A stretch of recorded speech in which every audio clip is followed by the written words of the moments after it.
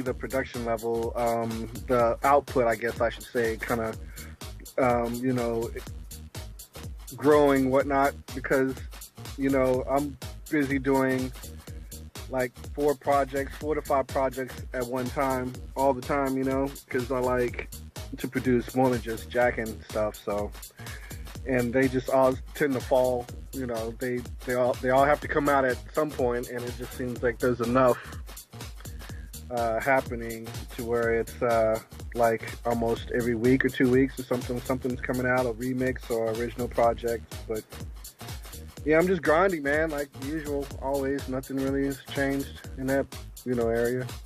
So let's break it down for everyone out there, okay? So you've been in the business now for what, in excess of 20 years. You have your own label, is that right? Yep. I've got a music group per se, which includes 4 different labels. I've got Grin Music, which is the more soulful, vibey kind of vocally stuff. Right. I've got Grin Tracks, which is a jacking house label and just tracky, you know, dubbed out cuts. I have Grin Tech, which is tech house, techno. Right. And then I have Grin and Bass, which is drum and bass. So I keep myself quite busy just doing those alone, you know, as well as DJing and stuff like that. So yeah, you know, grinding as always. And are you finding now that like you have got a lot more collaborations overseas with the boys over in the UK and in Europe now? Yeah, it's you know, because I lived over there for a while, and I kind of spent some time, you know, building relationships with people over there, and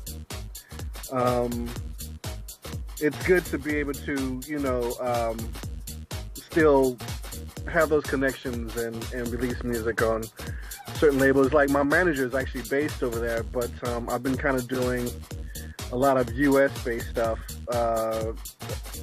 Bass stuff meaning US house, I guess you would say, like the Chicago-y, disco-y sound and stuff. So I haven't really been using my manager as much as I'm about to start, actually.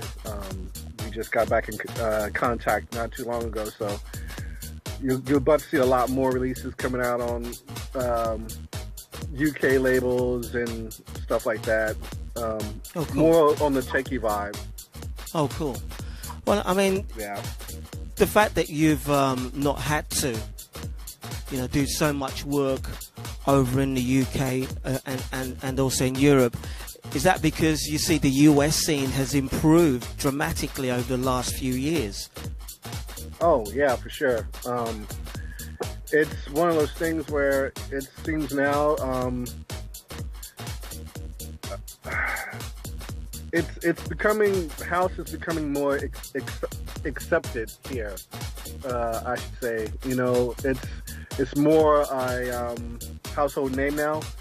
You know, if someone was to tell, you know, if I was to tell someone I DJ house music or deep house, they actually know what I'm talking about now, and they don't just dump it into a basket filled, you know, with just, you know, EDM, label techno, you know? Oh, so you mean they can actually tell the difference now, basically? Yeah, because it seems like, you know, the younger generation is starting to really, like, pay attention to it now, and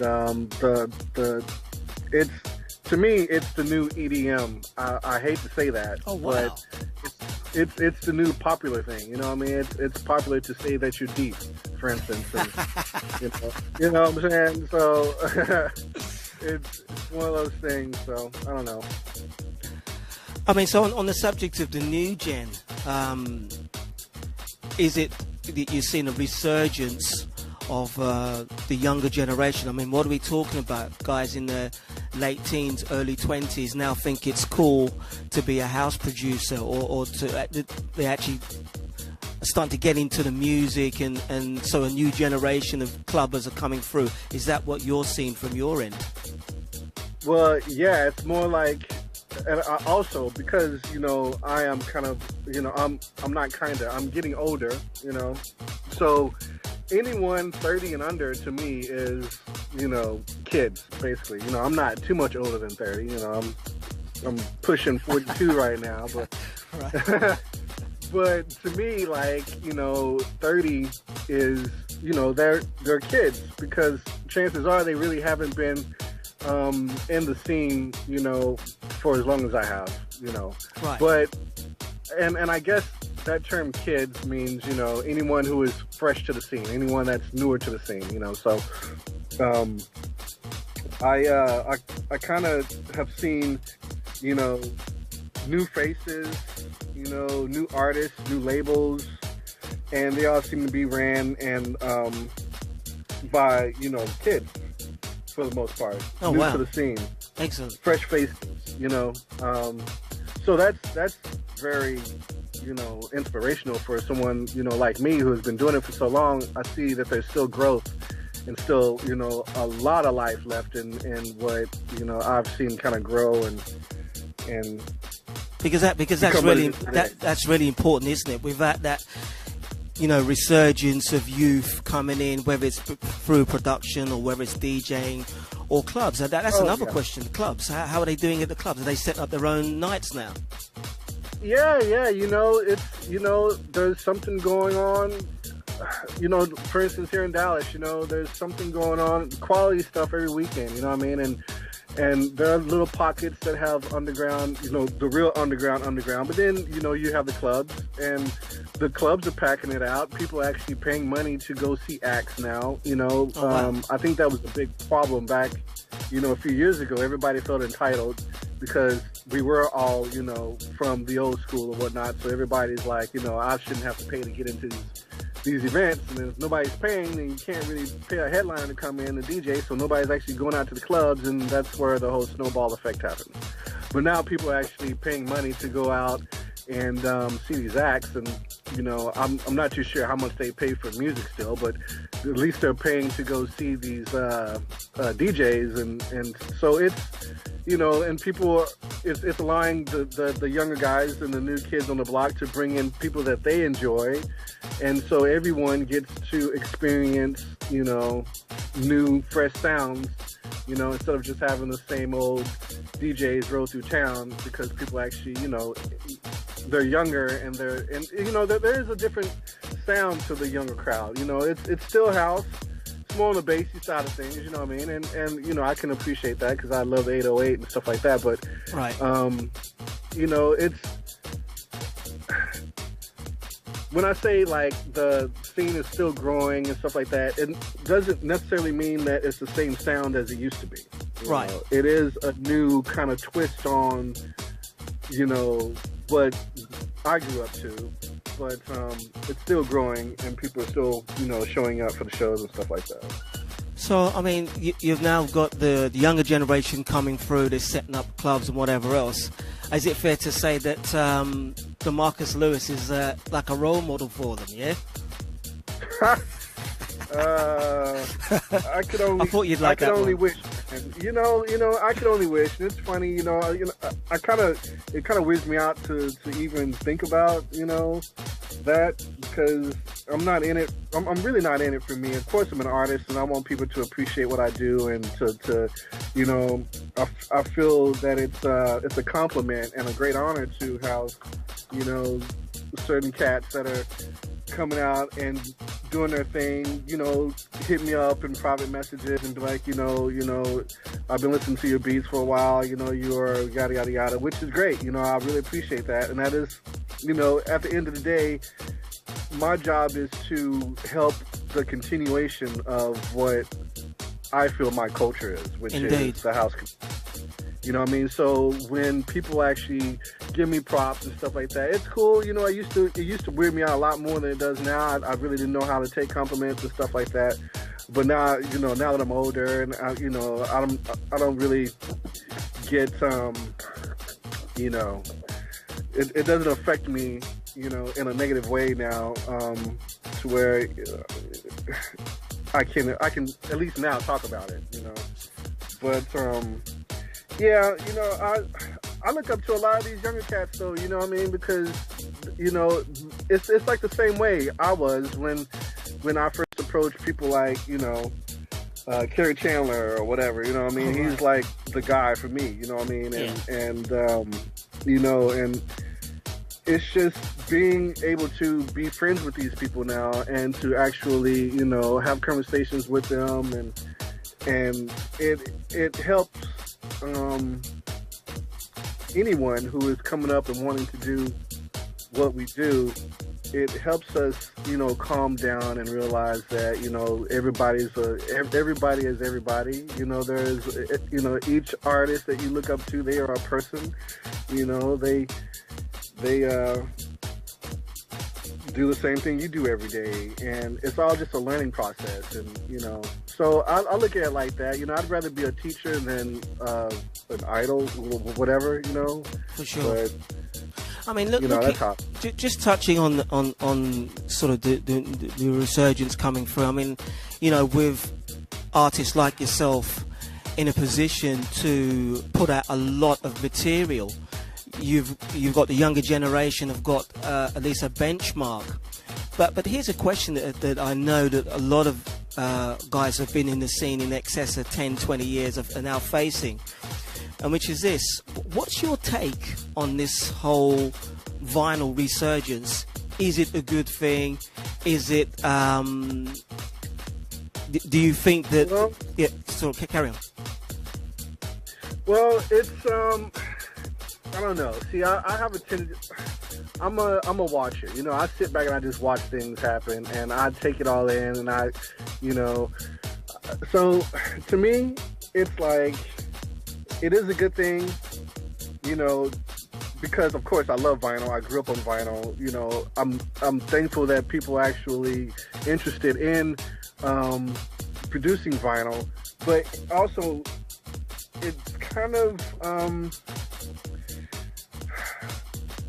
I wouldn't say it's kind of a weird thing. It's not necessarily beating a dead horse or whatever you want to call it, because people are interested in it. All right, Right. But with that said, the technology nowadays, you can't really utilize the technology with vinyl. Right. You know what I mean? Like, you can't control vinyl the way you can control digital audio. I'm sorry. And the way that it's going, vinyl to me will be here. And if it does blow up like it did before, that'd be awesome. But I can only see it being a very small community of underground consumers and people who, play underground parties. Because until I show up to a club and they have two 1200s there instantly, or they, or it's easily accessible to get two 1200s in a club, I don't see it being as it was back in the day. You know what I mean? Because now it's mandatory to have at least two CD players or two controllers that take USB sticks. That's the industry. Right. I think you've raised. I think you've raised some very, very interesting points there, and I have to say that I'm totally 100% with you. I mean, if you look at the rest of the DJs on the House Junkies, we've got like a combination of both sort of digital controllers, DJs, right the way through to vinyl purists. I'm happy to say, though, that everyone in this camp, we don't see anyone as being lesser or greater. We see them as being fingers of the same hand, if you like, okay?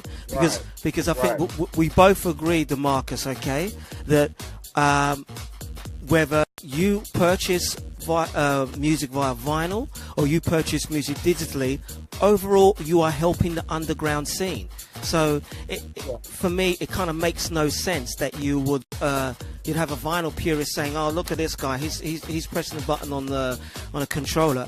And anyway, from my understanding, controllers are there to expand on your performance. I mean, would you not say that was the case? Right.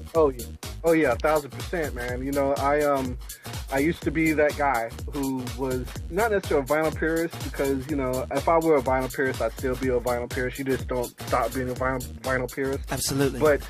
You know, I did work in, you know, a record store back in the day, and you know, I was the house buyer for the store, and I accumulated a lot of records, but you know, it was weird. It was like each transitional moment I fought, you know what I mean, when it was, okay, Yeah. CDs are coming into play, you know what I mean, I was like, no, those CDs, no, forget about CDs, forget about that.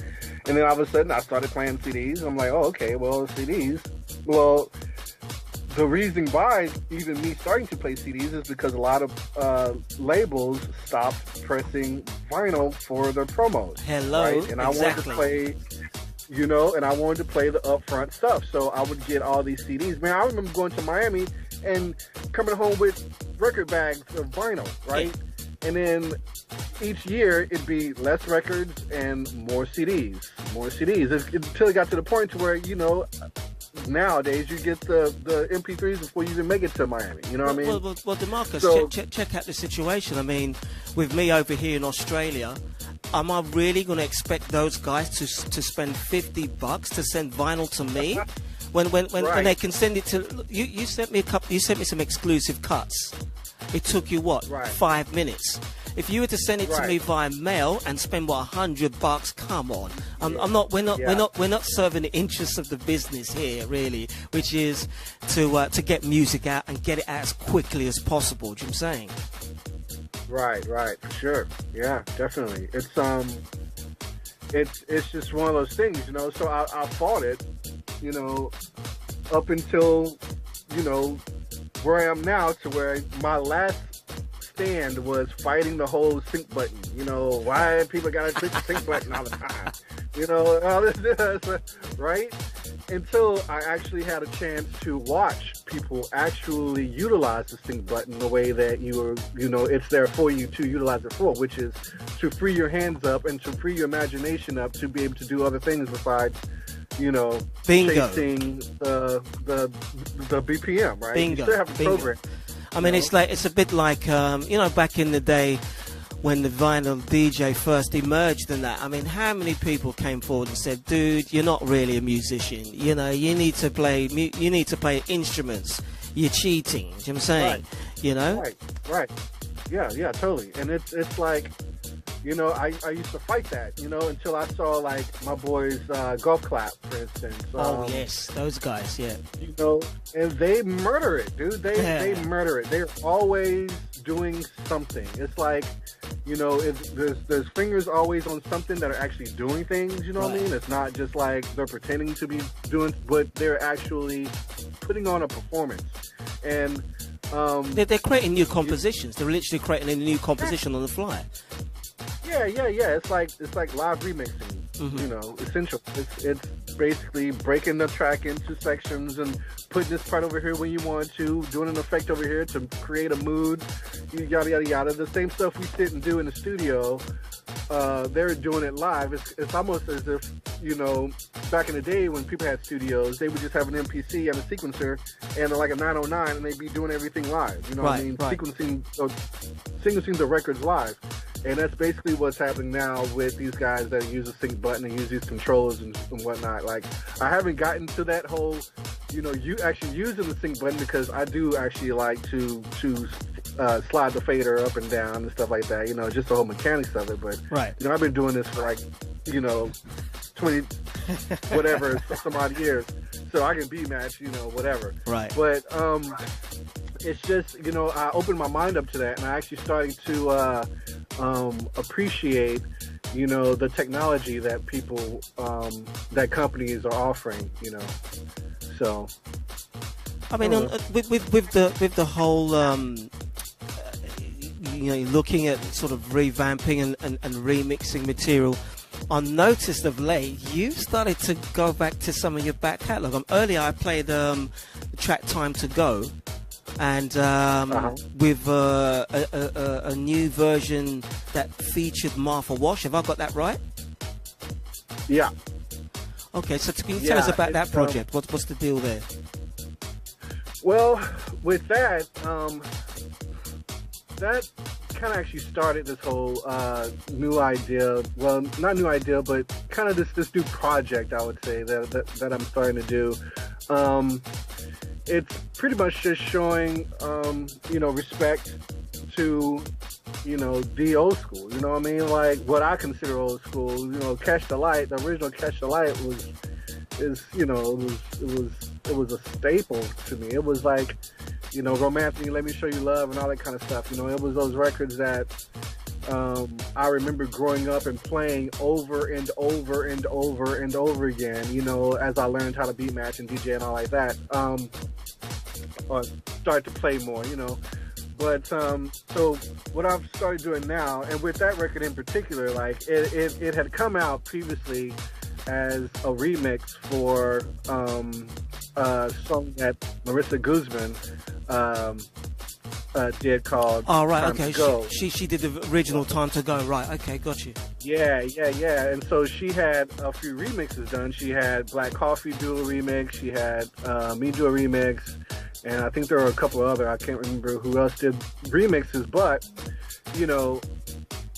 it blew up like crazy style, but it was, Black Coffee's mix blew up in South Africa like crazy style. Like it went massive, which is great because it's a great remix. And so my version really didn't see a lot of light. You know what I mean? It was good. It did okay. But it was kind of overshadowed by, Black Coffee's mix, which is, understandable. Well, I mean, to be honest with you, that was all part of that whole South Africa revival thing. Yes, totally. So, so years go by and everything, and I'm shuffling through stuff, because I listen to my stuff all the time, my back catalog, just because I made it and I like it, so I listen to it. And I was putting some tracks together, for live sets and whatnot, and I played the acapella over Time to Go, and I was like, wow, it's in the same key, this is awesome, let me... you're talking about the Martha Wash vocal over it, yeah. Yeah. So I was like, let me send it to Martha and see what happens, and I sent it to her, and she's like, man, this is great, send it to the people who actually wrote the original, Andy and Pat. Oh, they're awesome. My New Yorkers. I've done a few things with them actually. Right. But we got it all sorted out, and they loved it, and they gave me the green thumb, and the green light with a thumbs up. Indeed. And we put it out, and it did quite well. So, but with saying that, I've started to go back and just revamp things that I grew up on. Like I did the global communications. I forget what I called it, but the original was The Way. It was by Global Communications. And so I redid that. The Way You Make Me Feel came out on Doing Work. It did, actually. I got licensed to it for other labels. Right. But yeah, so I did that, and then now I've done some revamps of the first DJ Sneak record that I ever heard. So I revamped that one. I took the sample that he used, revamped it. And DJ Sneak, yeah? Yeah, Sneak, right? And so I sent it to him. He loved it. I actually sampled his vocal, and then I threw it over the top of it, and he loved it. So I was like, you know what? Let me do more of these. So I did one for Strictly Jazz Unit, Boo Williams and Glenn on the Ground. That's going to be coming out after the DJ Sneak one, and I'm doing a Johnny Fiasco one now. So I'm pretty much just going back to the root of house. You know what I mean? To me, the root of house. Fantastic. Which is that era, you know what I mean? Like the 90s, the like 93 through like 98 to me is the golden year of house music. You know what I mean? Like so much heat was coming out. Vinyl was hitting strong, man, and people were just, it was great. It was what I grew up on. So you sent me a lot of these. Sorry, carry on. I'm sorry. Yeah, I was going to say, you sent me two tracks, and one of them is this tribute to DJ Sneak. Is this one of the projects you've... Right, okay. So now when's that going to be hitting the streets? That will be available next Friday, exclusive on TrackSource. Yeah, so that one's going to be coming out, and it's called, it's under my alias, which is Chocolate Dice. I've released a couple of nice tunes under that guise. And basically, you know, it's kind of a way for me to split my ideas. You know, from now I'm going to try to release most of my Jackin', Chicago disco tracks under Chocolate Dice, and my original production under Demarkus Lewis. And then I have a tech house alias that's popping off called Night Ski. Right. And my drum and bass alias is Dizzle, in case you ever really wondered. But so each area, you know, I can focus on just developing, you know, that side of me, and keep things separated. But anyway, Chocolate Dice is the guy who's going to be delivering most of the jack and stuff these days, and yeah. So well, listen, I had a chance to listen to that earlier, so I'm going to be playing it directly after this interview, which we're going to have to wind down in the next 5 minutes. But listen, I have a question that's come in through the chat rooms, okay? And the question is, what is your take on this whole live streaming phenomenon that seems to sort of taken over the scene over the last 6 months or so? And what do you think of what House Junkies are doing?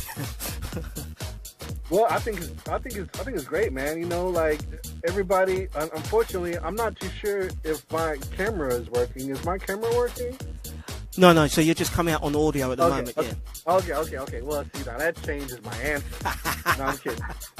But yeah, I think it's a great thing, man. I think you know, it's all about getting the word out. It's all about, you know, staying up with technology. And I think I've seen some great sets via live streaming. You know, I've seen, you know, like the boiler rooms and the this, for instance. You know what I mean? Like this is possible now. You know, right. A live interview over the web. You know, with some visuals. You know, it's possible now. I haven't done a live thing myself, I don't think. I might have once just to test it out, but it's great to see my friends, you know, it's great to see them in their studios. It's great to be more it seems like it's a more personal experience, opposed to just listening to a mix. You feel like you're actually in the presence, and like you are contributing energy to the situation, which is what happens during a live set, you know. So, well, I mean, I know I can speak for the rest of the, you know, the team at the House Junkies. I mean, a lot of effort goes into actually doing it live. I mean, it's a very, very different dynamic. I mean, obviously, for example, this interview had a few technical problems at the beginning, but it takes a lot of effort to actually spare for starters, to spare the time to open yourself up publicly as well. I mean, it's not easy, sort of thing. But I think for myself, I like the idea that the underground has found yet another channel with which to get out there. What's your thoughts? Oh yeah, and it's just utilizing the technology, man. It's the same as everything else. You know, if you know, it's one of those things where, like, if you don't stay up with what's going on, it's just not going to live. It's not going to progress. You know what I mean? Like, it's just point blank. It's simple. It's like, for instance, as well as, you know, live streaming, it affects everything. Your equipment that you use to DJ with, the right. software that you use to write your music with, the plugins that you use to write your music with, you know, the way that you promote your situations. You know what I mean? If you don't utilize what's available, then the word doesn't get out, your music doesn't get out, you don't, you know, express yourself the way that you could if you just, stop being a tight ass and think, oh, it used to be, that's not underground, that's not the way it goes. Stop bitching and complaining. If you don't want to watch it, scroll down the page. You know what I mean? It's you know what I mean? It's like, you can't please everybody all the time, you know what I mean? And, right. And that's just how I look at it, So. Well, look, Demarkus, it's been an absolute pleasure having you spare the time to actually conduct this interview. I mean, it's been as I said, for about 6 years when we last did one. We're not going to leave it too long again, yeah. For one thing, you're going to have to get yourself over to Sydney and come and do some slots over here, man, for sure. And I know I speak on behalf of the HouseJunkies.tv team that we fully respect your productions, and to all the new generation coming through, this guy's very, very humble. He works exceptionally hard and doesn't feel that his ego's too big to conduct an interview on the underground, so that we can share in some of that insight. So once again, Demarkus Lewis, it's a big up and thank you on behalf of the rest of the team. And I'm going to be coming back with this, I think it's called Butterscotch, is that correct? Yep, Butterscotch. Right. And this is a tribute to DJ Sneak. So once again, thank you so much. I shall be speaking to you shortly, my man. That's what's up, bro. Appreciate you reaching out, man. All good. Oh, hey, everybody, stay house. Indeed.